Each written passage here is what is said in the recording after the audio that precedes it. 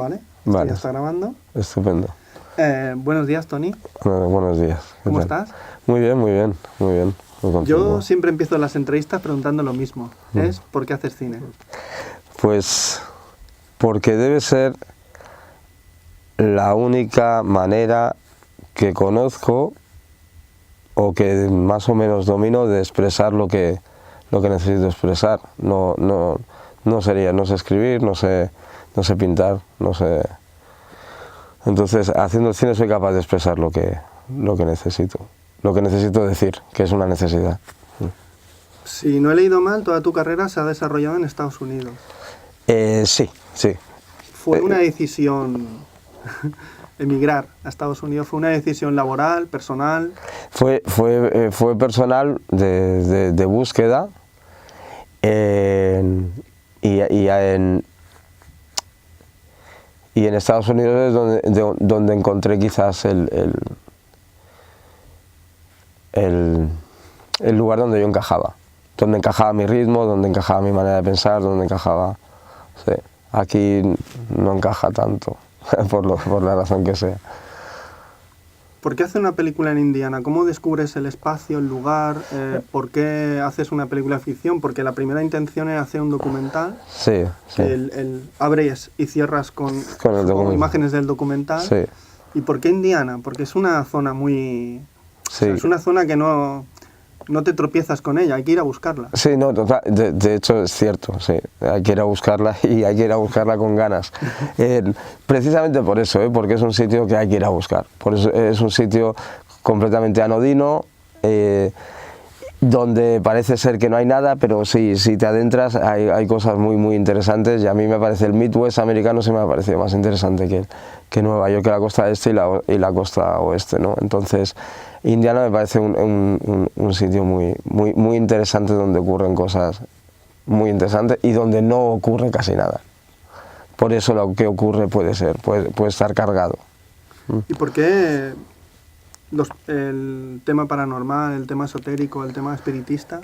A mí el tema paranormal me interesa desde el punto de vista, casi un punto de vista metafísico. O sea, me parece que forma parte de lo real, de lo que somos nosotros, o sea, y son proyecciones nuestras, y a mí me interesa mucho porque me explica cosas de la realidad.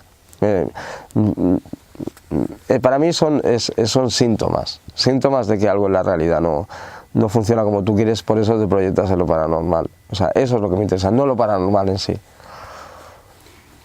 ¿Y por qué hacer una película que podría decir que es una película de terror, pero también es un policíaco, es una película existencialista, filosófica, pero huye de todo eso? Huye de la novela del policíaco convencional, del terror efectista convencional, huye de la película existencialista al uso. O sea, es como una mezcla de todo eso. O sea, ¿cómo fuiste encontrando los elementos para construir esta historia? Porque decidimos que queríamos hacer nuestra película, no la película de otro. Entonces, yo todavía no, cuando me preguntan qué género es, todavía no sé qué género es, todavía no lo sé. Pero me gusta que no se pueda encajar en un género. O sea, nosotros queríamos hacer nuestra película y las expresiones artísticas vienen mucho de la intuición, y intuitivamente esas fueron las decisiones que tomamos. Y en lugar de volver al libro de texto, de ver cómo se escribe un guión, en el minuto 75 tiene que pasarte esto y tal, pues decidimos, oye, pues hagámoslo como lo sentimos y como lo vemos, y claro, sale algo raro, porque no has cogido un modelo. En el momento que no coges un modelo, te arriesgas a que no te haga caso nadie después, y te arriesgas a que te salga algo original, que no está nada mal. Y a la hora de encontrar la financiación y tal, ¿hubo problemas de esto que me comentas? De decir, esto no se va a entender, o la gente que puede invertir en la película no lo va a entender, o... Obviamente.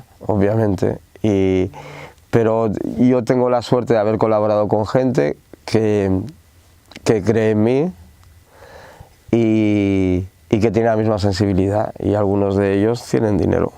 Y yo tengo las ganas y la necesidad de hacerlo, y Y sí, yo tengo esa suerte. Te digo una cosa, financiar una película, de hecho, un director de cine es aquel que es capaz de financiar una película. Eso le hace director de cine, nada más. Nada más le hace director de cine. La financiación es tan creativa como el guión al final. Sí, porque claro, tienes que hablar con tanta gente y tienes que, digamos, vender tu producto, ¿no? O vender lo que quieres hacer. Es donde está la película, en el fondo. El cine es muy caro y la película se tiene que hacer, y si encima quieres hacer una película que tenga un sello personal, pues imagínate lo difícil que es involucrar a gente que... Pero ya te digo, hay gente para todo. A mí me gusta mucho la forma de la película porque apenas se mueve la cámara. La cámara es como fija, estática, pero en ningún momento tienes esa sensación de pesadez, de decir que poco me interesa lo que estoy viendo, porque ocurren muchas cosas dentro de ese plano. Los personajes se mueven mucho dentro del plano y tienen esa mirada de estar siempre pensando en cosas. Y tú estás como diciendo, ¿qué estará pensando ahora o qué le vendrá a la cabeza ahora? Es curioso que digas eso, porque...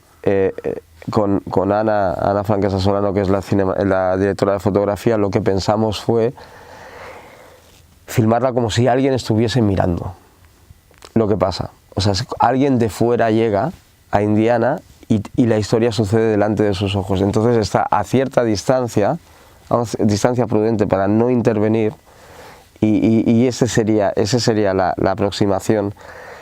Y bueno, con el resultado, claro, creas una distancia con la historia, pero a la vez dejas que el espectador esté más activo.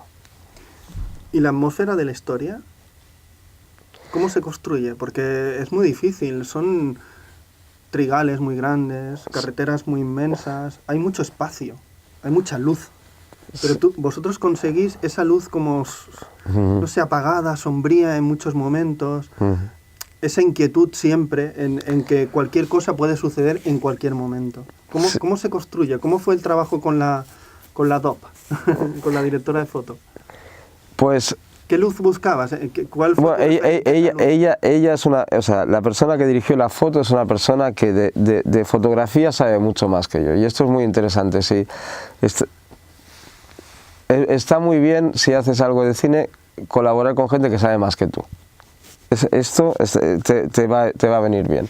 Ella, en una de las escenas, por ejemplo en la casa interior, cuando llegan dentro de la casa, se inspira en Caravaggio, el claro oscuro, tiene muchas referencias, y cómo filma el espacio de Indiana. Hay un momento que el personaje cuenta una historia de un astronauta. Sí. En el bar. Puedes pensar en el coche como una nave espacial, como puedes pensar en los campos de trigo como el espacio exterior, y puedes pensar en el personaje como alguien que se está perdiendo en ese espacio hacia ningún lado. Porque la película también tiene ese... Yo me he sentido como en una abstracción en momentos. Sí. En estar perdido, igual que el personaje. De no saber hacia dónde ir. Y no saber si... Aparte de su trabajo, lo de Doctor Spirits es más un refugio que enfrentarse a su casa, porque él necesita estar fuera. Eso es. O sea, la película se toma su tiempo en plasmarte que la realidad de los personajes es una realidad de la que quieren escapar. Pero claro, van a volver a chocarse y van a volver a encontrarse con la realidad, por mucho casa encantada que encuentren en el camino. Y el tema del anciano, que no desvelaremos lo que hace en la película... Sí. ¿Cómo? ¿Era una idea que tenías? ¿La mezclas con esta?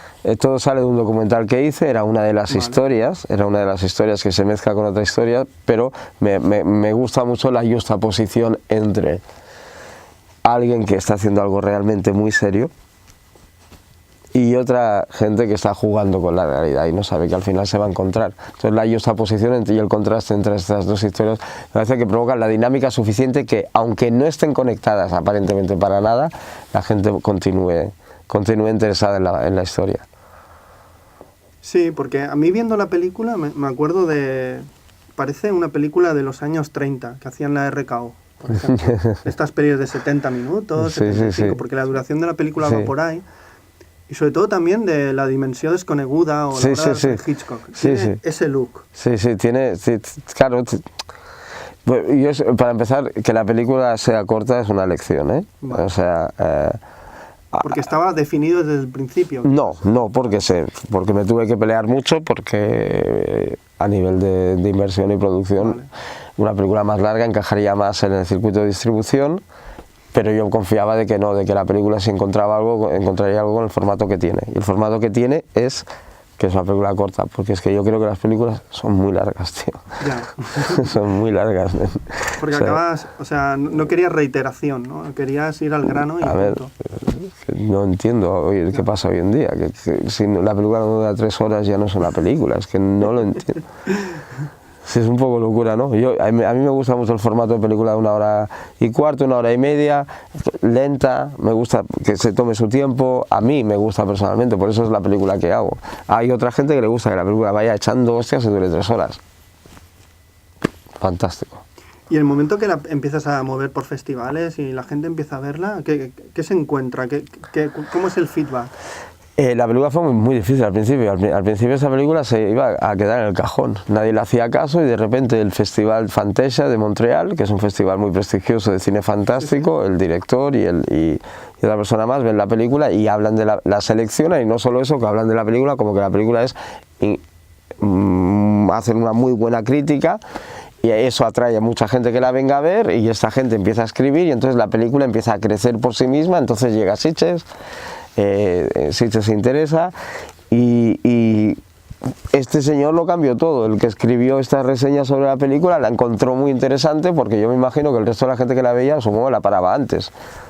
Es que no lo sé, pero así es como fue. De repente ya se estaba muriendo y yo ya estaba pensando en mi siguiente proyecto, y la película de repente renace y recorre, y tiene un recorrido por el tema de los festivales. ¿Y la gente del público cuando la ve?